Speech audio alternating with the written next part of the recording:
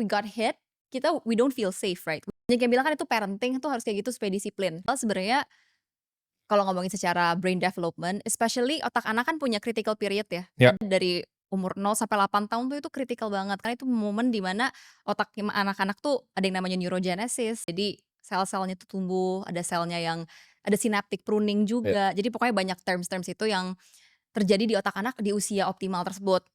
Nah, kalau misalnya di usia optimal tersebut, even sampai adolescence lah ya, itu kan bisa dibilang otaknya tuh masih lagi tumbuh-tumbuhnya banget nih. Apa sih yang terjadi kalau misalnya dipukul? Gak usah anak kecil deh. Orang dewasa kalau dipukul, pasti kita kan ngaktifin fight or flight kita ya. Untuk kita pasti tadi yang dibahas, one of our basic needs itu safety. If we got hit, we don't feel safe, right? We feel attacked.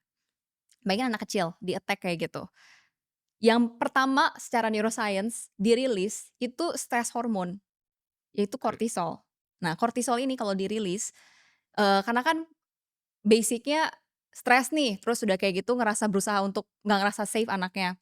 Kalau kortisol dirilis, otomatis pertumbuhan otak di daerah-daerah penting tuh lebih apa ya, lebih lambat lah, kayak tertahan gitu. Di mana aja sih yang bagian otak yang kena gitu? Satu, obviously prefrontal cortex.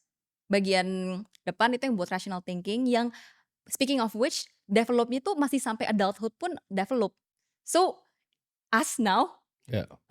you're 24, right? Yap. Selain prefrontal cortex juga bakalan nge-affect hippocampus. Hippocampus itu bagian buat memori sama belajar.